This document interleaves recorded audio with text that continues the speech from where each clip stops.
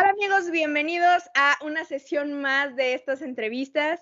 El día de hoy tengo un invitado muy especial. La verdad estoy muy feliz porque haya aceptado esta entrevista. Él es escritor de libros de cómic, de comic books, es columnista y es mejor conocido por su trabajo en DC Comics, Image Comics y IDW Publishing. So please welcome Mr. Beau Smith. Everyone is clapping right now. Just pretend. Oh, thank you. Are clapping. Much appreciated. Welcome to my channel. You know, it's such an honor and such a pleasure talking to you because you know how much I admire your work, and we've been like talking since 2016 because I checked the date. So, how are you feeling today? Yeah, it's been 4 years. That would be right, because about the same time the television series started and the new books started. We've been buddies ever since. Yeah. So, Beau, like you told me before this interview, you have been working on the comic book industry and for over 30 years, from Batman, Star Wars, Wolverine, Green Lantern, and you are the creator of Cobb, Primate, Parts Unknown, and of course, the very famous Wynonna Earp. So I want to start this conversation asking you, what ignited your passion for comics? How all the magic started? I can almost trace it back to the day I was 4 years old. And this is before I could read or write. And I came across comic books that my parents had given me. And I was literally at 4 years old, I was mesmerized by these words and pictures. And these pictures were incredible. I mean, they were just fantastic pictures, but I wanted to know what the words said. I wanted to know the whole story. And luckily enough, with comic books, which is a great sequential piece of art, of artwork and picture words, so it's words and pictures, that you can, even without knowing how to read or knowing the language, you can look at the panels, look at the page, and have an idea of what's going on in the story. And that's how a good story is told. So that was something I was crazy about from day one. You take, great athletes that are in football, soccer, basketball, whatever sport it is, I'm sure, and this is by no comparison, I'm sure the first time Michael Jordan picked up a basketball, he, even as a kid, was just drawn to it.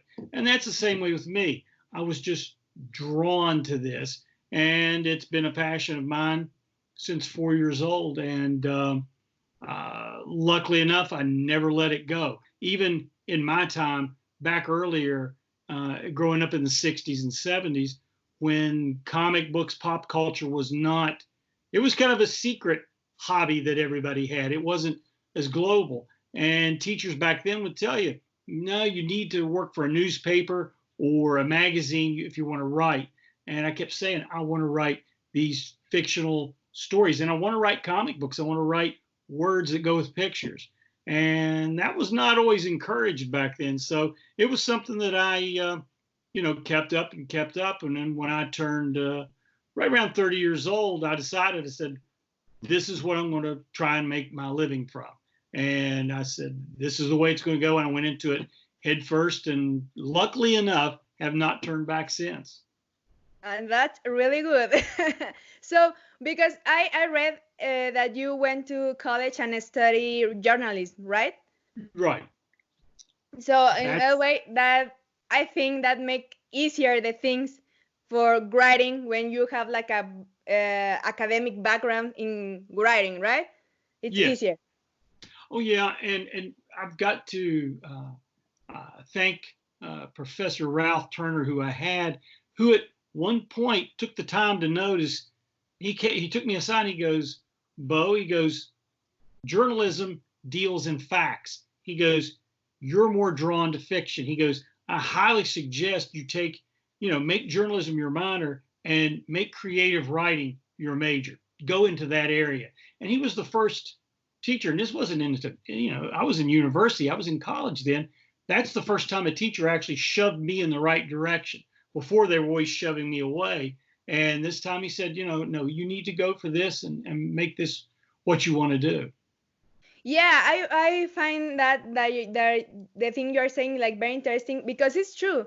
And the good thing is that you have like this professor that he was like kind of your mentor, like put Yeah, you like in the right way. I mean, this guy is great at writing, but it's not journalist, it's more like creative writing because as far as I know, journalist doesn't matter like the specific subject, like for example, like science or sports, the bases are like the same thing.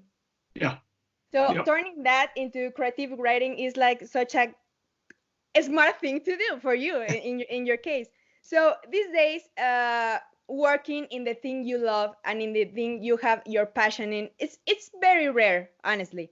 So I think you and I were like very lucky to every day working in the thing we love. yeah. So what does it feel to work in this thing that is your passion like every day? You're every day surrounded by words, every day surrounded by comics, by these excellent characters. What's the feeling about it? It's I am just as passionate now as I was 30 some years ago when I started out, which I'm very thankful I never got jaded or even take it for granted. And I tell you, the neat thing about it is uh, like with the television show.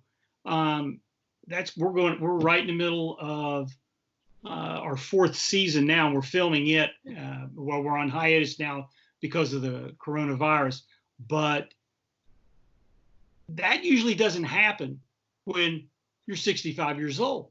That usually happens when you're, in your 20s, your 30s, at the beginning of your career. And for that to completely turn around is super unusual. And I'm very thankful about that. And also, for the bulk of my career, my audience for my comic books and graphic novels has been males ages 15 to say 55.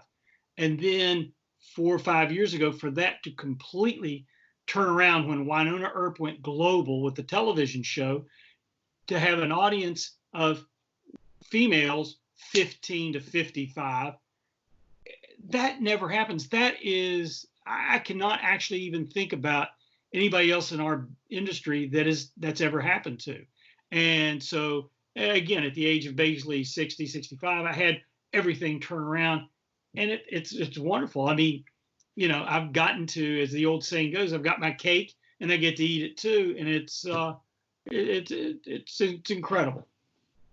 Yeah, because you're the show is huge, and I'm telling you this because in Mexico everyone knows Wynonna Earp, and Oh, I'm taking care of that because I'm making sure like preaching about the show. Like, have you ever watched Wynonna Earp?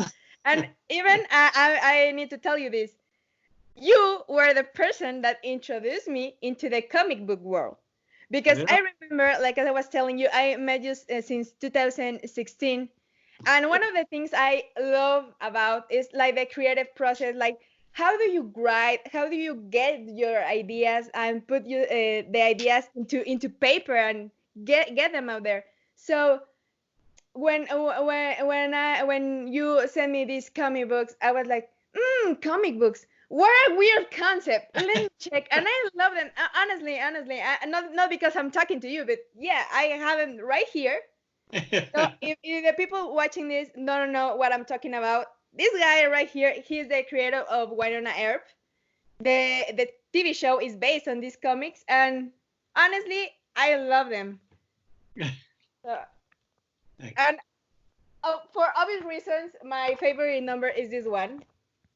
Yeah, And you know that because in this number we have a character called Valdez.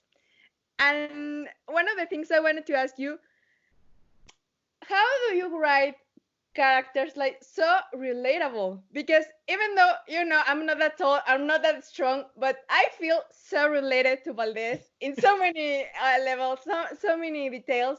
And I know every time I see her like in the comic book page, it's like, that's my girl, that's me. well, you have to admit you all do resemble each other. So You know, that's A little a bit. very good You thing. remember when I dressed up as Valdez for a Well, Halloween party? I showed that to everybody. I mean, the cast, the crew, and other people. And they were just like, oh my gosh, this looks just like her. And Chris Evanhuse, who, you know, has drawn Valdez almost every day, he was going, this looks just, he did. He's in Norway. He typed to me that night, and he was going, this looks just like her. I mean, he was just, you know, amazed. So that was great. And, you know, the Mayan race, that was something, and Mayan history was something I've always been interested in since I was in junior high. And in my world, that's why I keep,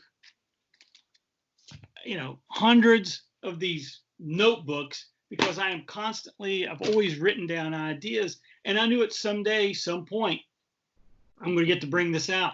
And the Valdez character has been in my notebooks probably for 15 years, but I knew at some point, the right point will come. I will bring her out, introduce her, and the everyone receiving that character has been amazing. It's been well beyond my dreams, because sometimes when I'm writing Wynonna Earp, I have to watch myself not to turn it into a Valdez comic book, because Yes, yes. I relate to the character so much, even myself.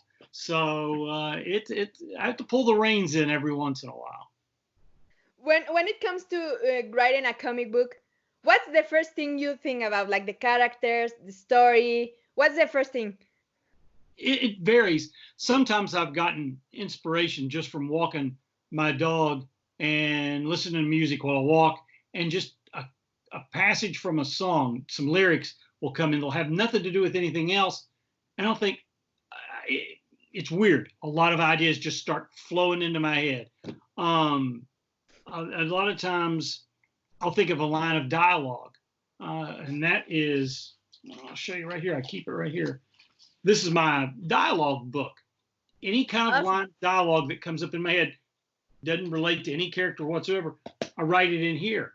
And that a story will spring from 2 sentences sometimes. Now, other times, like with Wynonna Earp, that started back when I was in grade school, where I wrote stories in my notebook when I should have been doing my math.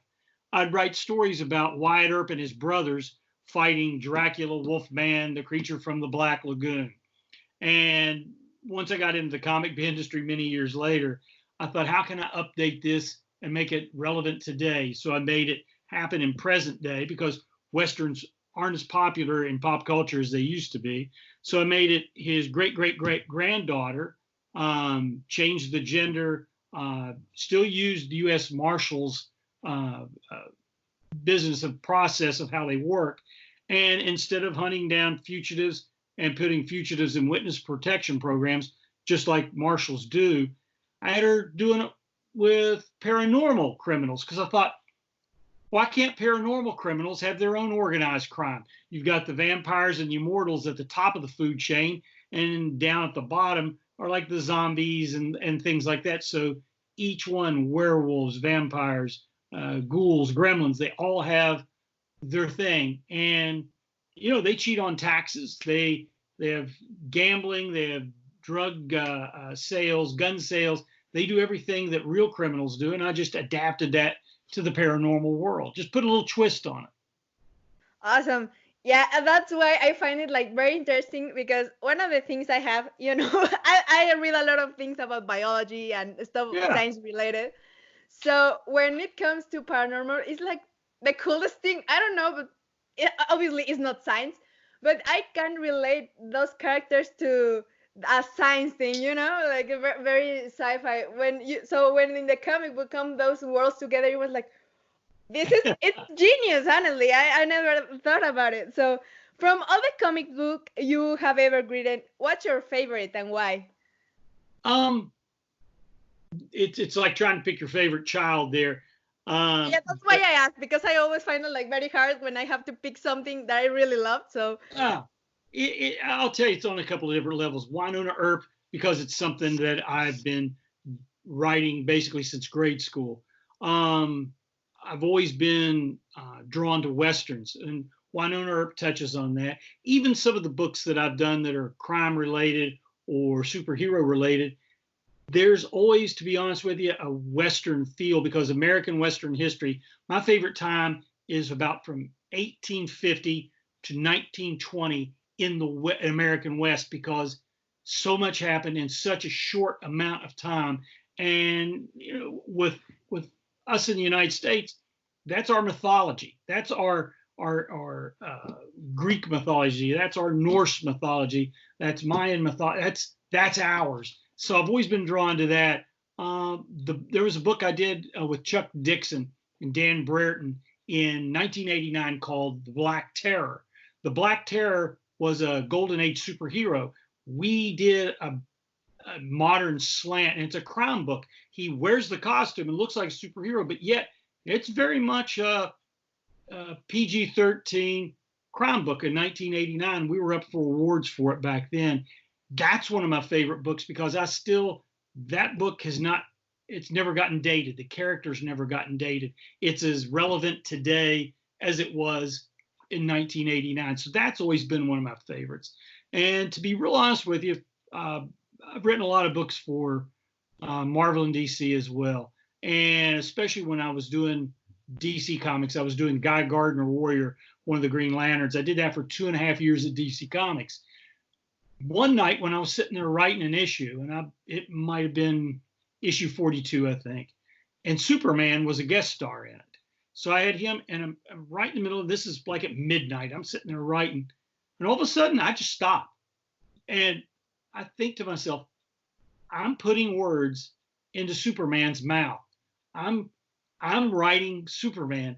And for probably 10, 15 minutes, 12-year-old Beau Smith head was exploding, because I never thought, being from a small town in a small state of West Virginia, I never thought that would ever happen in my entire life. I am still amazed when we go to a store, to a mall, and I see a shirt with Spider-Man or Iron Man on it. When I was growing up, that was such a fantasy. You never thought you'd see that. And I'm so happy that I'm at the age and technology has caught up with comics to where we've got all these Marvel, DC, and superhero movies. I never thought I would see that. I thought they would always be like the few that were done in the 70s when technology wasn't up with what we were doing in comic books. And they were pretty bad back then. But these are just, incredible. And to be able to live to see that is beyond description. It really is. By the way, who's your favorite superhero? I'm a little strange in the aspect that most people, you ask that question, they'll go Batman, Wolverine, Iron Man. I always have had this fondness for the misfits and the outsiders. So characters like the DC character that came out in 1966, Bwana Beast, this goofy looking guy that the thing was, he was in Africa and he drank this juice and he became the jungle master and he helped animals and he helped the people of Africa.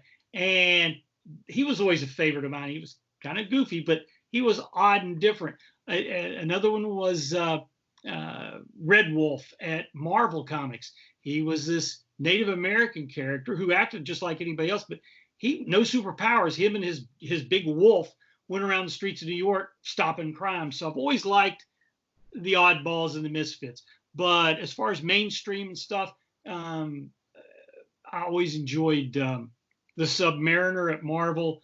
Always liked that character. At DC, it was Wildcat. He was a former boxer who fights crime, and that boxing goes back into my family. So that was always something I was attracted to. And I've been lucky enough to where I've got to write a lot of these characters.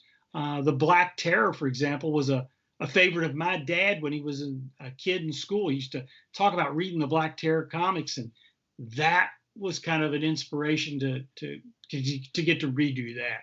So I've got a lot of favorites. I can and even I got to do Star Wars comics, and to think about that, even though I was in college in the 70s, but to get to write Boba Fett and I mean, what an iconic franchise Star Wars is. And to get to, by telling you this, it just reminds me, man, I'm lucky. I am so very fortunate. So I appreciate you letting me feel those things. Yeah, no, it's awesome. Just listen to you like talking about these subjects that I don't have any idea of it. I mean, I just have like some pieces of information Sure. for what I see. So it's really fascinating to me because you are transmitting your excitement to me. So I get excited even though I don't know what are you talking about with these old superheroes that probably I need to Google about because I know Batman, Superman, the X-Men, and even Star Wars. I'm not like into Star Wars, but I know what Star Wars is. Sure. So it's really really exciting, and to me talking about your passion, it's great because it's like me being you because when someone asks me about biology or about video processing or whatever, I'm in the same way as you, like, oh yeah, videos and science and stuff. So it's incredible. Well, So that's something I've always appreciated in our communication back and forth. If I'm out on a hike or something and I see some odd bug or something, I will send that picture. And within like 2 seconds, you're going, oh, that's this, this, and this. And I'm just, my jaw is dropping on this end going, my gosh, she's smart. She really knows this stuff. I mean, that's wonderful. That's excellent. I always get a kick out of that. I really do. And when I come across something I haven't seen before, I said, "Oh, I'm going to send this one to her and see what it is, see what she said." yeah, because also you live in a very beautiful place. I seen all your pictures and all the times you go out and walk off. By the way, he has a really cute dog called Cobb. Oh. So I see all these pictures and like, oh my god, someday hopefully when all these things end with the virus and stuff, I want to go to visit you if you allow me to, because that place is beautiful. All the like the small river and the trees and everything. For me, for me it's like Disneyland. You know. So it's awesome. And when I ask you about like that, where do you get all these ideas? I mean, it's easy to figure it out where all those ideas come from. You have like so many elements out there, so it's awesome. So, Thank you. A lot of the inspiration does come when I'm outdoors. talking about inspiration, what inspired Wynonna Earp? Who was the person? What was like the idea behind Wynonna Earp? As I mentioned before, part of it was my love for American Western history, and also being a little boy, I love monsters. But as far as character, depth of personality, that comes from mainly two people, which was my grandmother, who was, well, to me, she's a saint. I mean, she always has. She was, she had a moral compass that was always pointing true north. And then my mother, her daughter, my mother was in the 1950s. I guess she would have been considered a hoodlum. She was no inhibitions, very independent, did not take back talk from anyone, had a great sarcastic sense of humor. She was a lot of times she was in charge. I mean, she was an independent, empowered woman before it became those trendy words right there. She came by it naturally. So a lot of Wynonna Earp's personality and character comes from my grandmother and my mother. And I've been so fortunate that Emily Andress, who is the writer and showrunner of the TV show Wynonna Earp on Sci-Fi, Emily's a lot like that. Emily is so quick, so smart, and her sarcastic sense of humor is amazing. And she was a perfect fit, not only with the character, but bringing that stuff out of my mother, my grandmother, putting it in Wynonna Earp and a lot of herself. When you hear Wynonna Earp talk on the screen, you're hearing a lot of it. When you meet Emily, you're meeting Wynonna Earp per se. And again, with Melanie Scrofano, who plays Wynonna Earp, Melanie has this wicked sense of humor. When she and I co-write together, I can hardly wait to get the script in, because I feel like I should be wearing like an adult diaper, because I feel like I'm going to pee my pants because her stuff is so funny. She is a great wit. So it was a perfect storm of the stuff that I'd created, what Emily created and added to it, and how Emily is a vessel for all of it. So it worked out wonderfully. Actually, talking about Emily Andras, I have seen her interviews, and yeah, she's so smart when she have to answer questions. Yeah. Particularly when someone wants to, extract information from her, like what are we gonna watch on the next season? So, and she comes up with very smart answers. Like, she's clever. I have seen her work because I used to watch Lost Girl, and I know she was the showrunner. So yeah, I know her work, and I know all the things she does, and she's wonderful. I mean, I haven't met her in person, but when you work in video and in YouTube, you have like this extra sense when you pick like the real essence of a person through the lens of a camera. So that's very similar what I feel when I watch the show, and when I see the interviews with Melanie and with Dominic and with Catherine. It's because they are really smart. So it's wonderful. So talking about a little bit about the show, did you have anything to do with the casting process? Not as far as yes and no choices of who was picked, but during the process, like we had over 300 people, actresses, try out for that of Wynonna Earp, and I got the reels for every one of them as they were coming along. I had my top 5 list after watching 300 of them, and I got to tell you, Melanie was in that top 5, as well as probably 2 or 3 other actresses who ended up playing other roles on Wynonna Earp. So I was real happy that, being at that time a non-television person, that I was able to sense at least 4 people that would end up on the show. The same way with I saw probably over 200 characters that auditioned for the Doc Holliday role, and the other characters. So there was a lot, and I watch the dailies every day. What they film yesterday, I see the next morning. And even though they're not in chronological order, and you kind of can fit what's going on, but you're not sure, that's a blast. And probably the most fun part is in between takes, when they go out of character, and all of a sudden you've got Dominique, who's British, and she's talking in an American accent, and then she goes right into her British accent in between. And you think about Waverly and Dominique, both just these sweet people, the heart, Waverly is like the innocent, sweetheart part of Wynonna Earp. And then in between takes, she cusses like a sailor. Nobody can out cuss Dominique.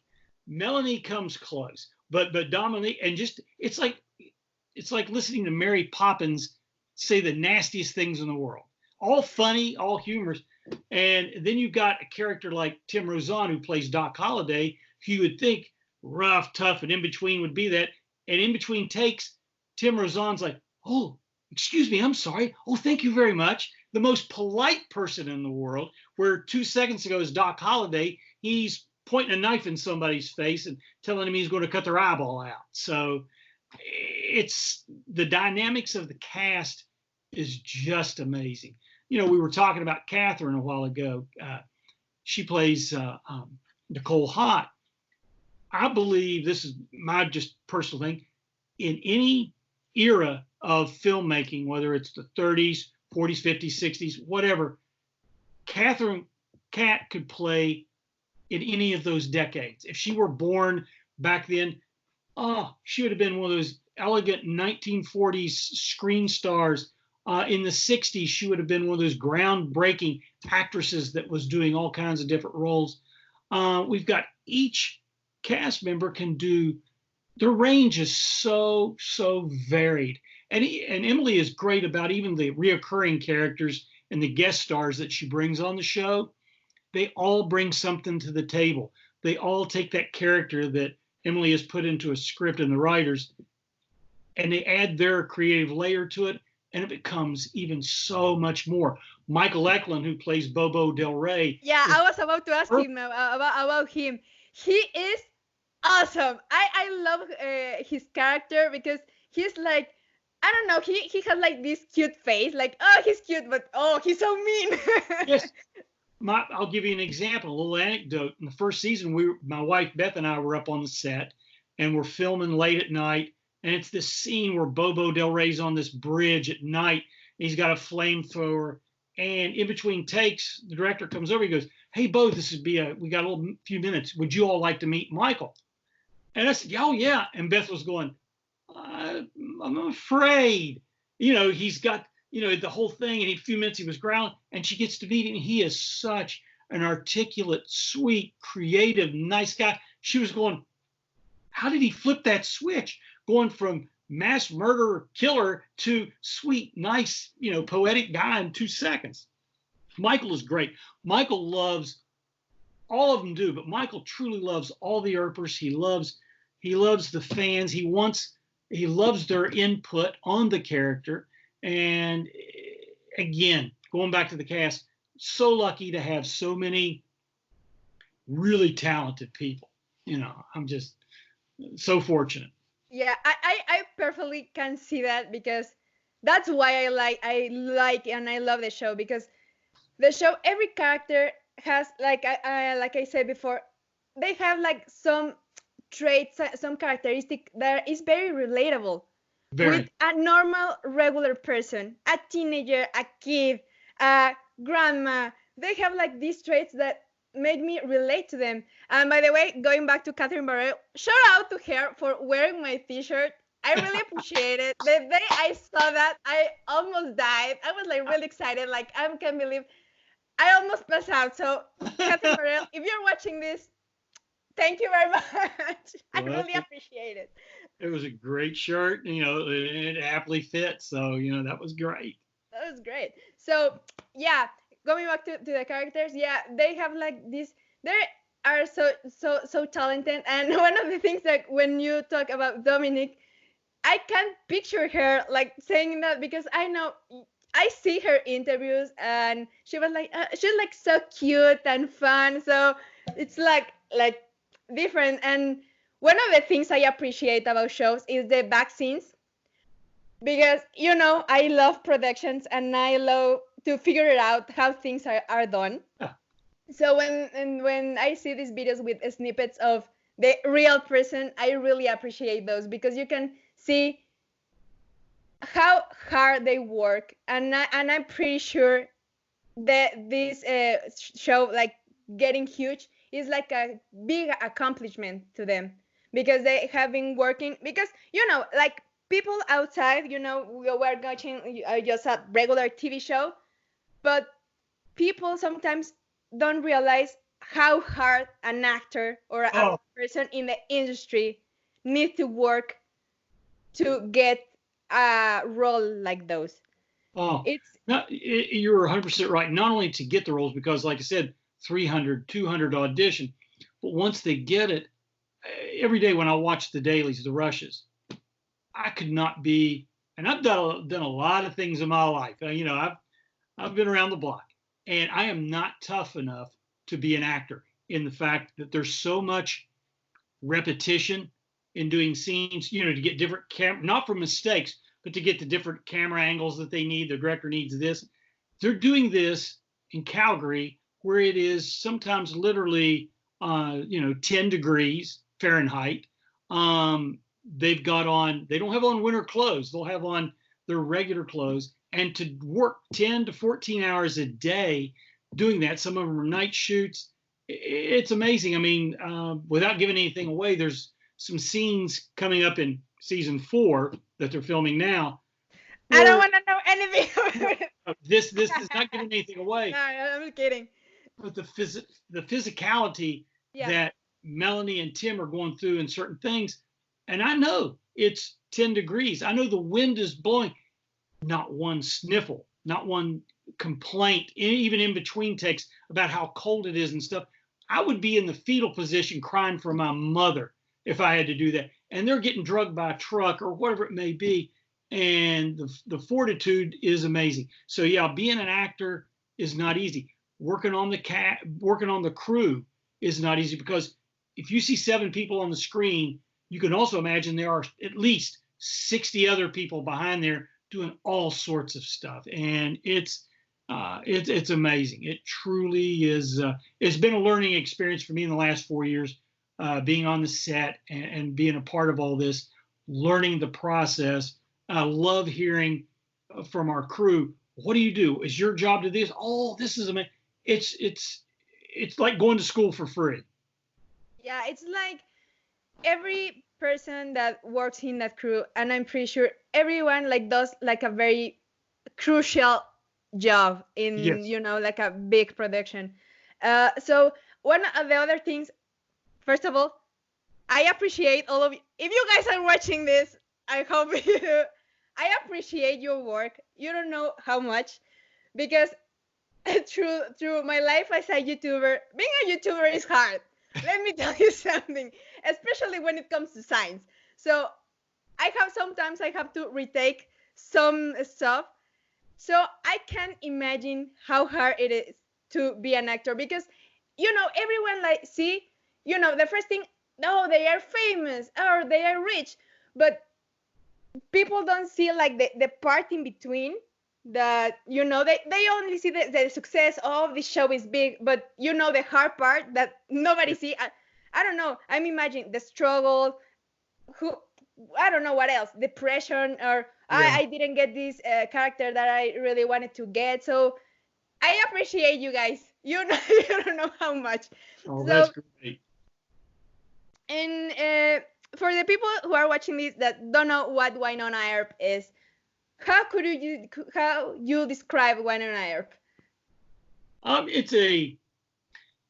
It's heart, it's humor, and it's mayhem. It's got the heart because it's got a great sense of family and loyalty and friendship, which is our main thing. I know, even speaking for Emily, that is one of the main things we want to get across. It's anybody who has ever felt on the outside, or anybody that was on the inside, that was deemed the popular or cool kids or whatever. This encompasses everybody. This brings everybody together. The humor, which I call likability.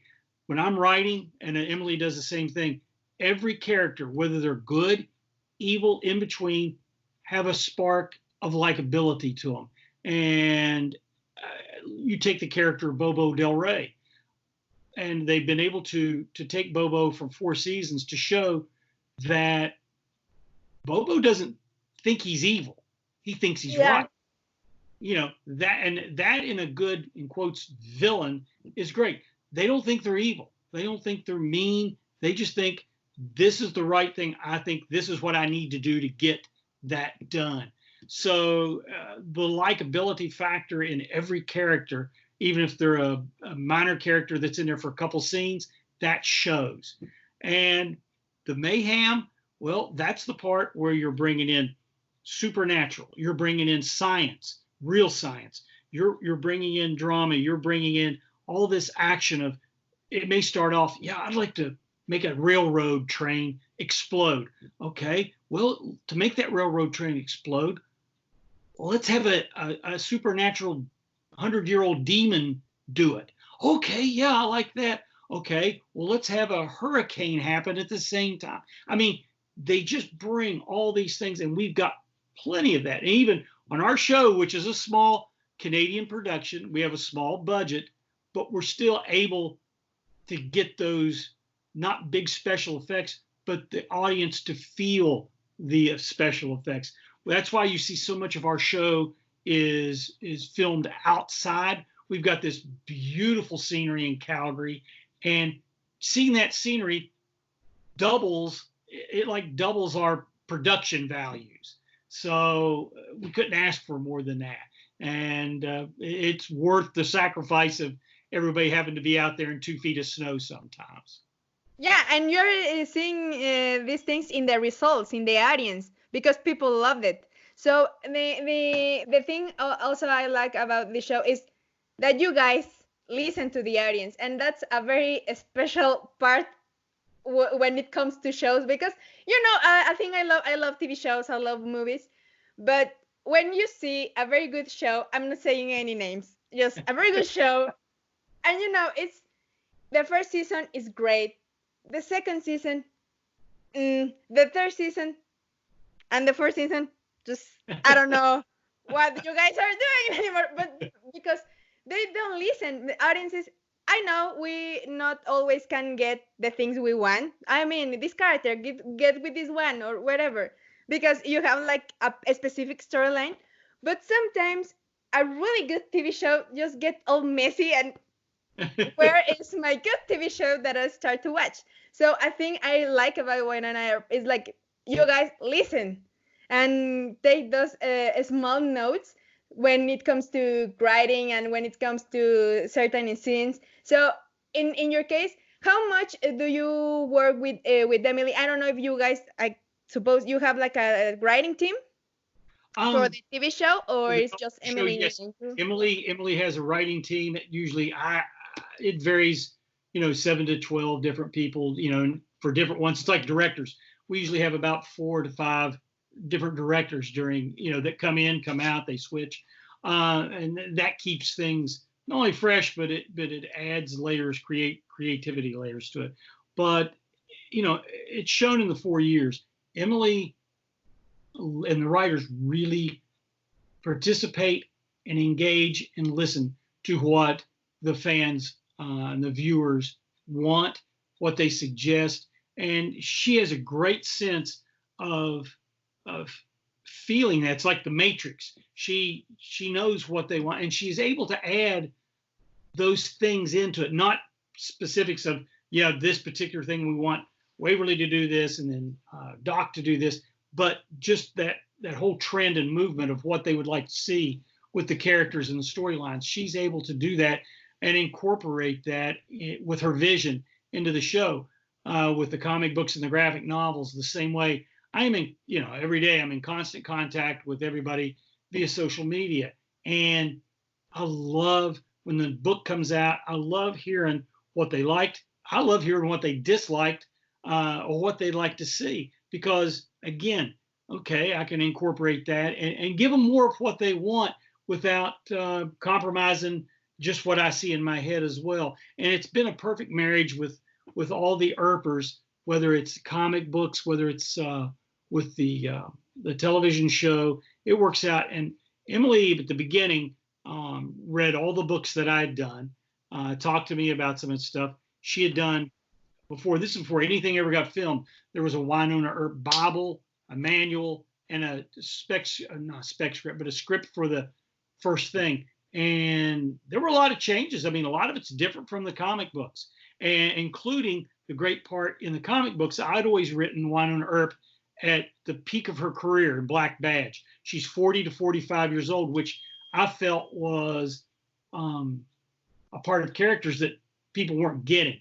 They weren't getting women at the top of their game in this. So when she took it, did the show, she goes, let's turn this over. Let's turn it upside down. Let's do it where she's just starting out.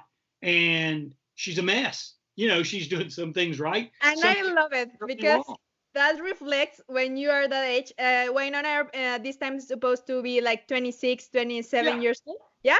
So at that age, you are like that. So come on. Very relatable. Definitely. You don't care. You are so young. You have time to figure out things.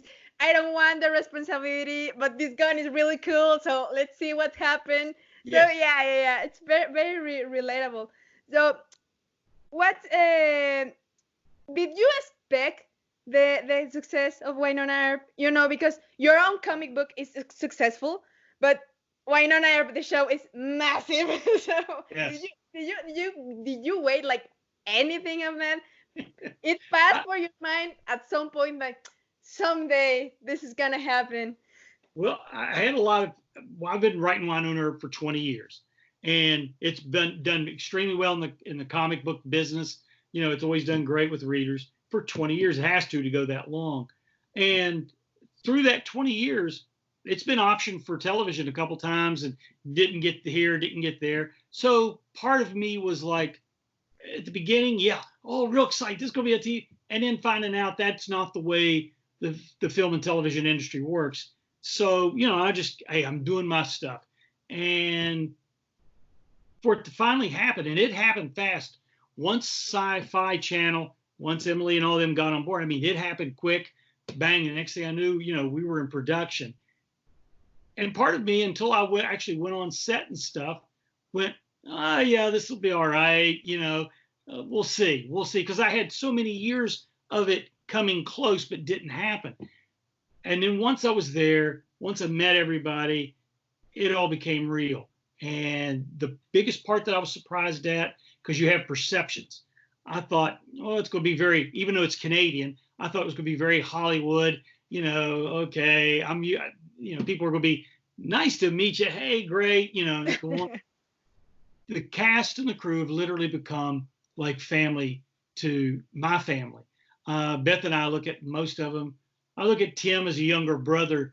You know, we relate on so many different levels. And so many of them, Beth and I look at as our kids, because, you know, our full grown sons are roughly around the same age. So that has been a wonderful experience for 4 years to have new family, to have actual, and that's the way, there's no divas, there's no inflated egos, none of them. What you see at the conventions, what you see is what they are. I mean, this is the nicest group of people that I've ever met that were in a creative business. And in comic books, even though it used to be comic books were looked at as, if you create comic books, you lived in your mom and dad's basement and you know, no one, you just did this. And there were egos, and there are egos, but in this, none. And we have just been so fortunate to be a part of that. And that's, you know, regardless of how long the television show goes, we'll always have family. You know, and that's really the way I feel. Yeah, I think that's one of the biggest things when you start a new project and when you go and do whatever job. I think the most important part are the people. You know, at the end of the day, we're human. We are built in that way. We are social organisms, very biological speaking, but we need that. And the main reason I wanted to create this series, even though not all my guests are biologists or science related, is because of that. Because through the pass of the times and through everything, I have met so many people and wonderful people on the internet that thank God for the internet because I'm one of those persons is you, because since the day one, I was like, oh, this guy, he never gonna follow me back. He's never gonna talk to me ever, because I thought, you know, Beau Smith, very famous guy, because, you know, you're thinking another way. But since day one, it was, you know, like when you have like a family member that lives so far away and you came to visit them and you get like to spend, for example, a week with them. Yeah. Is that what I feel when I talk to you? Because we are so similar, and the thing that we like born in different ages and different years, but you have the similar age to my dad. So I don't know, at some point everything comes together, and for me it's like, no, I don't know how to describe it, but it's like a beautiful thing. So when you talk about the cast members as your family, I can see that, and the thing I like is because, you know, like I told you, I've seen her interviews. I know the way they talk. For me, they are very smart. I remember telling you that I saw an interview with Catherine Barrell, and at the time I didn't know how old was she, and I was like, she's very smart, because she seemed very young, but I didn't figure it out until now. And we are just like a year apart. So I was like, Yeah. wow, I want to speak like her. She's very smart.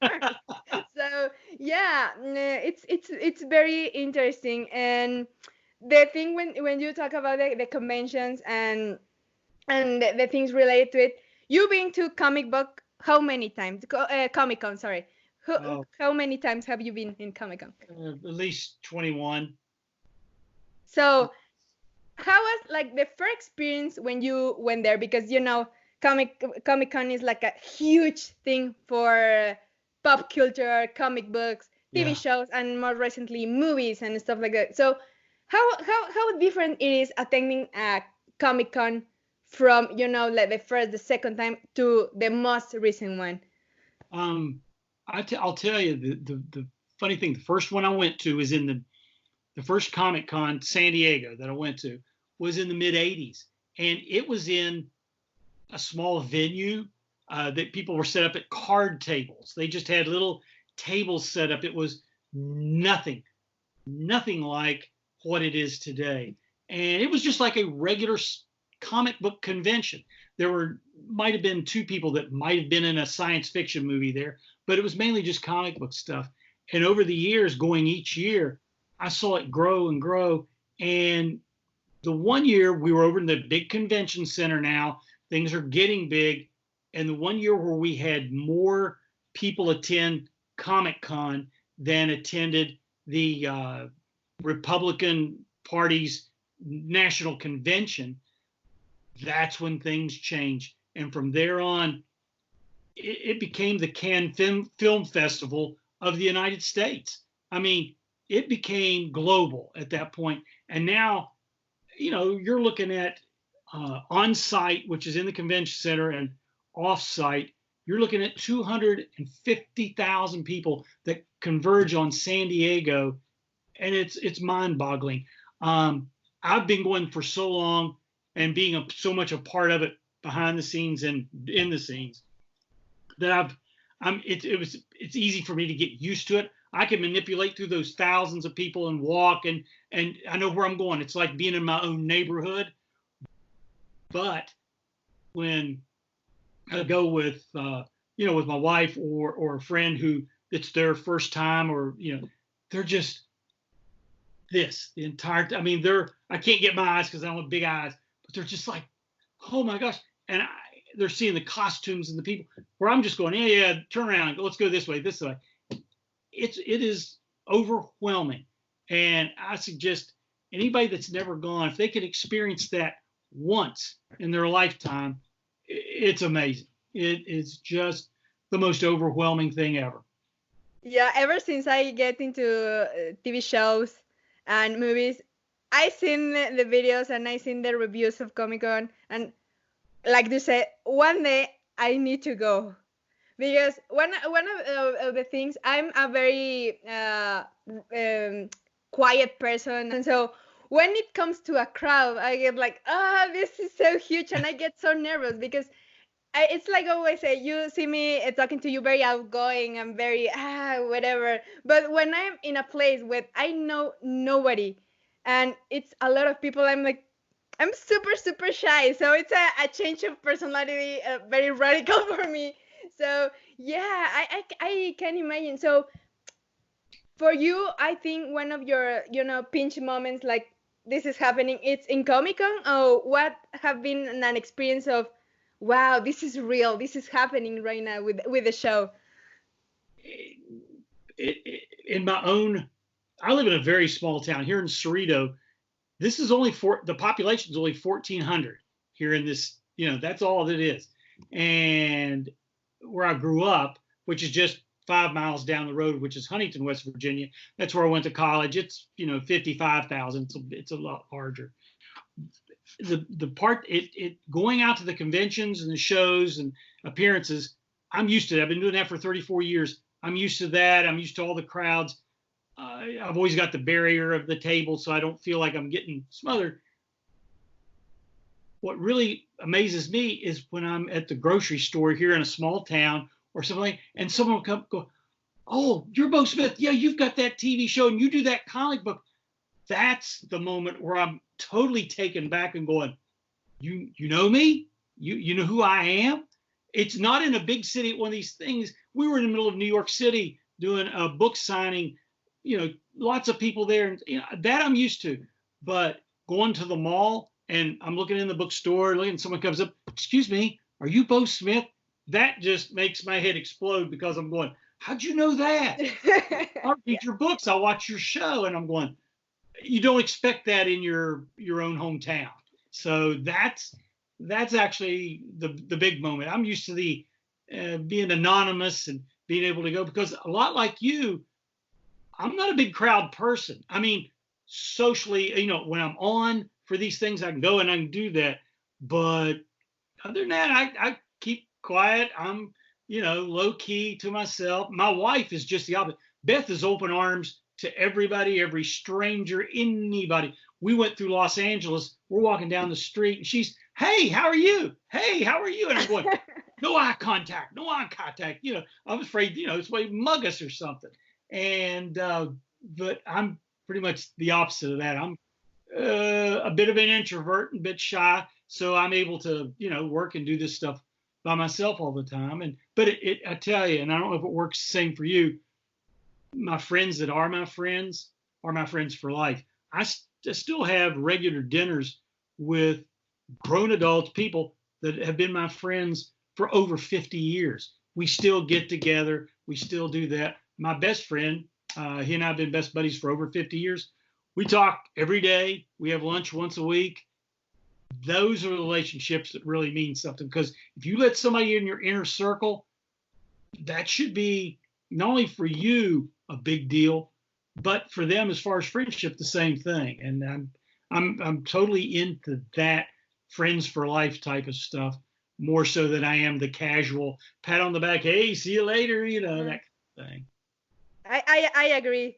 And when you meet these people, it's a good friendship when these persons make you a better person, a better human being. So it's when you appreciate and say, hey, you are a really good friend, even though sometimes your friends are really crazy or they're very different to you, but hey, you feel that connection and say, hey, I'm gonna keep this friend like forever. So it happens, and it's great. So I know. Oh, by the way, I have a note here because I saw your cameo on Wynonna Earp. I remember that I told you, oh, I wish you had a cameo like that, just like Stan Lee. Do you remember that? And it was great because I remember watching the show, and it was just like a scene, and I was, wait a second, that's supposed to be my 17 seconds of fame. Yeah, I was really excited, and I bet it was hard for you to do that. It was like only one shot, or you had to do it like several times. We were there. We did it. That was actually a couple hours because they have so many cameras. They wanted to get this angle. I had to hold that creepy doll that I had, tilt it this way, okay, tilt it that way, tilt it this way, tilt it this. So there was a lot, and I knew that day I could never do this every day. The monotony would drive me crazy. And then I'd watch Tim, who I was in the scene with, and in between takes, he takes the breath. He's doing this. You can tell he's focusing on what he has to say. And I said, how can you keep that up all day long, different scenes? It's so admirable, and it's so much talent, because the talent is not only saying the words and doing the part, but making it real each time they do it. And it was neat. But like I said, it was a nice place to visit, but I wouldn't want to live there. I couldn't do it. It'd wear me out. It would just, I would rather dig holes all day. I could do that and not be as tired. That was I bet it was a really cool experience just to stand there, like watching like Tim doing his magic on the camera. That's awesome. That's awesome. So I know you love outdoors and you love surf. So I want to know, if you could have a side career, other very different than comic books and writing, what would it be? It would have been I had two choices three choices. When I was growing up, there were three things I wanted to be. I wanted to be a cowboy. I wanted to be a forest ranger, to be out with the outdoors with the animals and stuff. And the third one's the weird one. I wanted to be a milkman. That's weird. When I was a kid, they had a milk truck that used to go around and deliver your milk. You didn't go to, well, you could go to the store, but they would deliver it to your house. And being a little kid, it was this really neat, old-looking truck. And I thought, just to be able to drive around that cool-looking truck all day and drink chocolate milk, I would be happy, because I thought you could drink as much chocolate milk as you wanted. So my third choice was to be a milkman. So. That's really good. But honestly, I have to say, I think you have the characteristics that it took to be a biologist. I think you will be a pretty good biologist and a naturalist. I'm 100% sure. So I don't know if you agree, but I can picture you like that. I appreciate that. I mean, most of the books, and I've got a personal library of close to 9,000 books. And yeah, I know that, and I love it. Most of those are non-fiction. They're reference or non-fiction. I read very little fiction. You would love my biology section of animals and this, that. I recently went to an estate sale and bought these professors' books that they had, and that's all they are, and they're just incredible. I mean, down to the little point. I love it's just learning. I love the chance to learn something I don't know. And each time I do that, a spark of it goes into one of the notebooks. And even if it's in a comic book for a page or two, that will get put into a story some point or be the source of one. I mean, if I did what you did, oh my gosh, it'd be like my journalism all over the one. To be a biologist, you've got to stick with this. But I'd be going, but what if this seal could talk? What if this bear could, I'd be wanting to add that sort of things into it. But no, I admire what you do. I know I'm not. I wish I was this much as smart as you to be able to comprehend and understand that. And I also know me, Beau Smith, at your age, was far too immature to, even though I was interested in all that kind of, I would have blown that somehow, goofing off and stuff. So I think things were meant to happen to me late in life rather than early in life, because, oh gosh, one day I will tell you stories of my youth that will either frighten you or make you laugh uncontrollably. So, or maybe a mixture of both. So I would love to hear all of those. I'm all ears, because I love, listening to different stories and getting to know other people. And for me, it's like wonderful. I think that's why one of the reasons I love science communication, because I figured out how to put together like all my passions. I love production, I love TV shows, and I love the craft and the arts. But I love biology, I love science, I love like the deep stuff with genes and DNA and animals and stuff like that. So when I figured out that there was a thing called science communication, and I could like talk about all my love for animals and stuff in front of my camera and get all people engaged on these subjects, to me it was like Disneyland. I got this kind of a sponsorship, a scholarship to go to the US to a convention with all science communicators and producers and stuff like that. And it was a week. For me, it was okay. If this is the thing I really like the most, and I have to stick with it, this is gonna be the week I'll figure it out if it's true or just part of my imagination of just a hobby. And it happened like that. I went there and I met all these wonderful people that are into the same things as me. It was like, I'm at Disneyland at this moment. Please don't wake me up. It was great. So when you talk about Comic-Con, I feel like, the relation of that is it's Beau Smith's Disneyland, So, and talking about science, you have this great comic that I love. is with this gorilla, and all the signs I could find, it was of course some of the Wynonna Earp characters, but I love this one. Well, Because thank you. it's the Thank you. gorilla and the girl, it was like, oh my gosh, I could be in a comic book. I imagine and I picture, the main character. That's me. Okay, we're done. That's great. And again, you mentioned it earlier.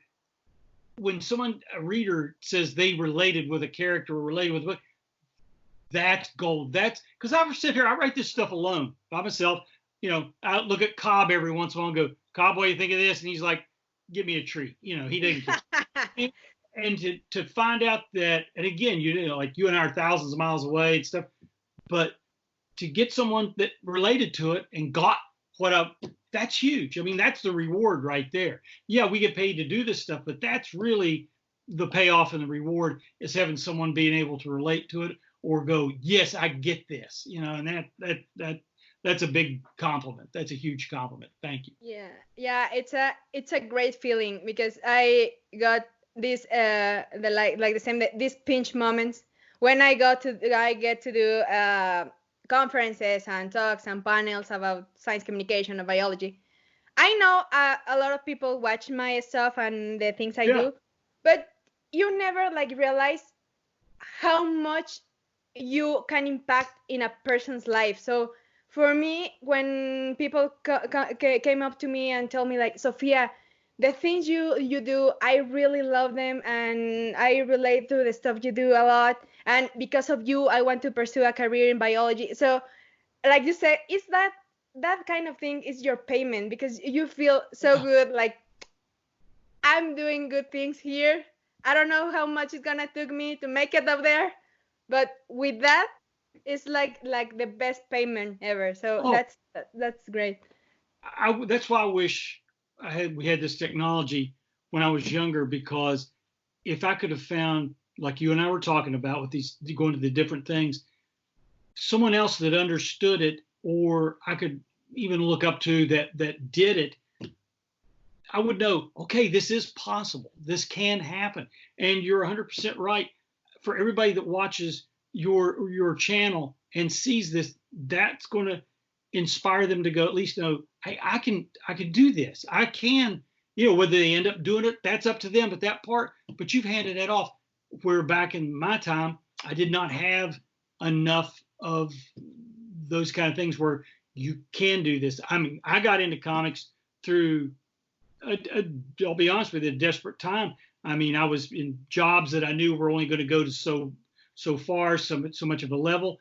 And I finally said, I got to get off my rear end and make this happen, or at least try to make this happen. And it worked, and it did it. And if I can do it from a very small town with no technology at that time, anything like this, other people can. And, when I do things at museums or schools or even at conventions, if there's one kid that's going, oh, he seems like, a normal guy like me, I think I could, a girl, whatever, I can do that. And that is the neat thing. With Wynonna Earp, I've gotten so many female readers and viewers that there are so many, and I'm going to put it this way because I'm an old guy, but there's so many girls now that are doing what used to be just boys doing. And that's incredible, because you think about in the past, in my age, how many females did not get to do their creativity simply because they didn't think, oh, girls don't do that. It's it's gangbusters. Oh, it's wonderful. I think about it where I live in the South. And there wasn't growing up much hockey, to sport hockey. How many Wayne Gretzky's did we miss out on because they just don't play that sport in the South? I'm glad to see that stuff changing. And what and it's funny you mention it, because if we go back to my personal history, if you ask me, one of my careers that I wanted to pursue when I was a little girl, I wanted to be a soccer player, but at that time we didn't have a team, we didn't have a professional league. The only thing I really enjoyed was playing with other boys, little boys, not girls, little boys. So when I wanted to join to the team, no, you can't join. Like, why not? Because my mates can. They want me to play. No, but you're a girl. I was like, why? So lucky for me, I got the facility to play in my university and when I was in high school. But you never thought like, I'm gonna be a professional soccer player because of the time and the circumstances. So right now we are in a moment when the women's professional league in the US is there. So it's great. Even though I can't play anymore, I mean I can, but my legs don't work like it used to.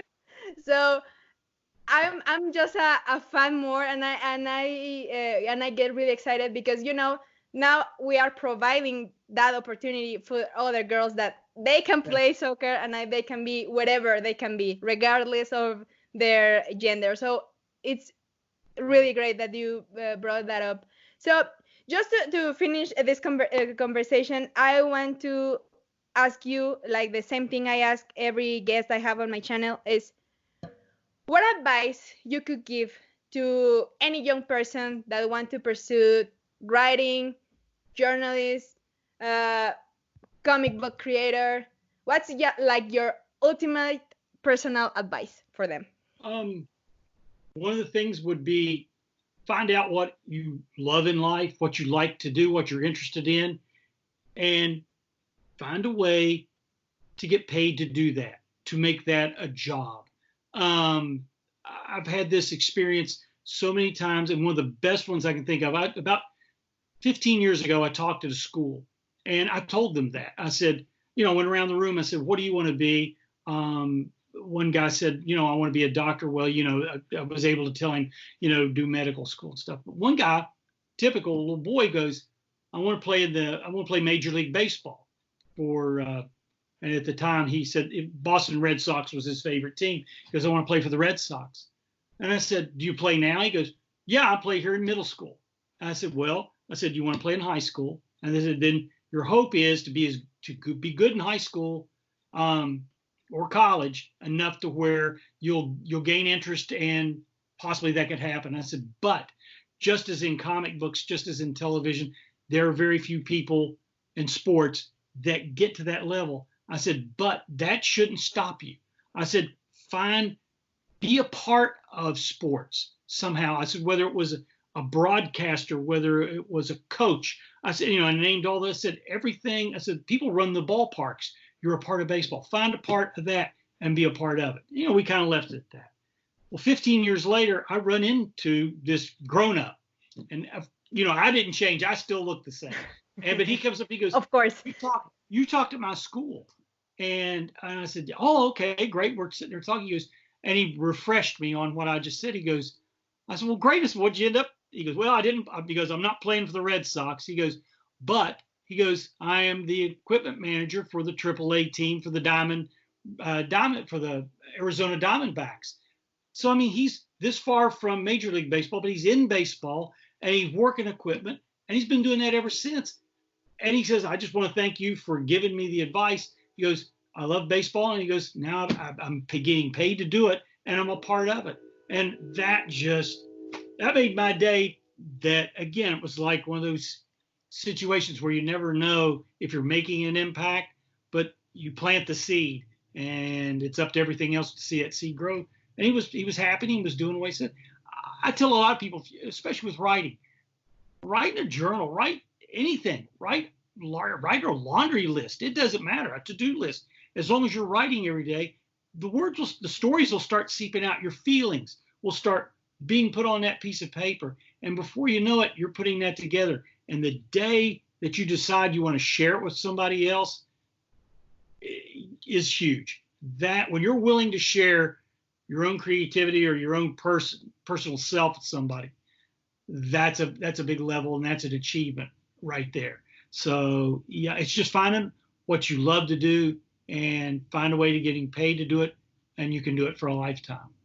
And the most important thing, don't quit to your dreams. No. Never, ever in life. Even if you just do it for yourself. Yeah. Let's say you're an accountant. but you love biology. If you still study biology on your own time, you're still there. Yeah, don't give up, because you can do it. And technology now is such a gift to be able to do that. You know, having your own channel. How many people have you touched, met, and been involved with that you never would have been without that technology? You'd be writing letters, and there would be a few. Back in the days, that was what we did, or by phone. But almost instantly, you can be connected to like-minded people through your channel. That's a win-win gift for everybody. Yeah, and even though in YouTube and social media terms, my community is, I can say, a small one, because I have around 150,000 followers, more or less, and it's small, but it's one of the things that I always say, that I don't care if it's just one person. I don't care. With that one person, with that, I'm fine. I'm good with myself, and I think I'm doing the thing I'm supposed to do. Because, like you say, of course, doing science communication in Spanish in Mexico is hard. Let me tell you. But I try to do the best thing I can to put myself out there to talk about science, because at some point it's gonna be useful at some point in your life. So yeah, it's very important, and even one person, two persons that they get like, oh, I like your videos. With that is enough for me. It was like, thank you. So Sophia, let me tell you, and I tell this to a lot of people who are wanting to get into comics or television, whatever. All it takes is the right set of eyeballs seeing or hearing you at one point. That's all it takes. With Wynonna Earp, that's why it's a television show. The right set of eyeballs finally landed upon that, and out of the blue, it happened. And with your channel, especially, that's all it takes is one time for the right person to hear, see it, and the next thing you know, everything explodes. Everything. And no, honest. And you've got youth on your side. You've got plenty of time for this to happen as well. So don't ever let impatience impede you from your dream either. So, you know, that's don't give up, and don't let yourself give up on that. But no, you know, all it takes is the right set of eyeballs. And who knows? I mean, in fantasy world, somebody, oh, Beau was talking to Sophia, and she's a biologist, and she's got her own channel. He goes, oh, I'll watch that. I don't know anything about what she does, but and all of a sudden they watch that and go, you know, my dad's into this, or bang bang. The dad ends up, you know, I'd like to do a national, world, global documentaries on what you're doing.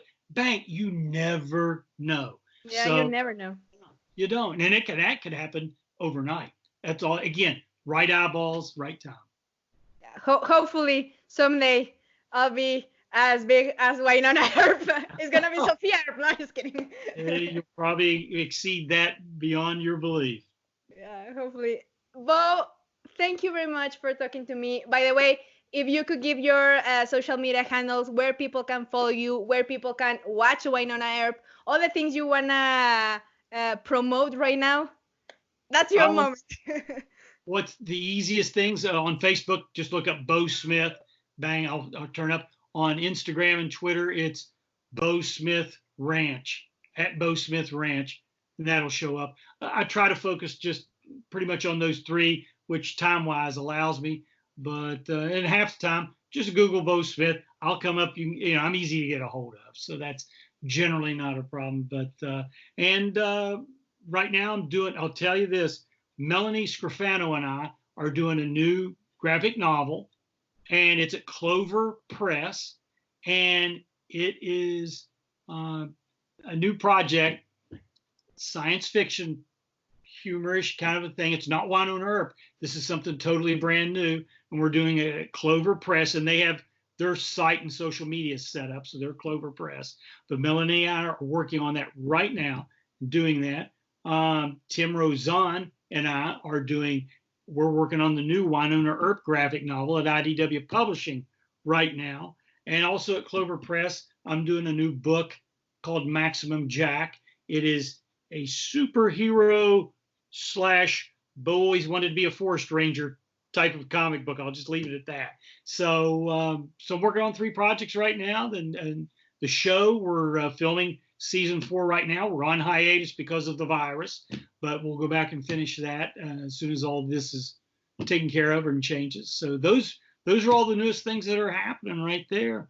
And I got to tell you, Sophia, I'm depending on you. If anybody goes, do you know Beau Smith? It's up to you to kind of vet me and go, he's a weird guy, but he's a nice guy.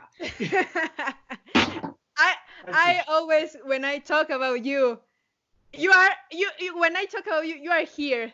You're like the best comic book writer, the best guy, the best person I have ever met on the internet. Just, just buy Wynonna Earp comic books. Watch the show. Here in Mexico, we have the season 1 and season 2 on Netflix.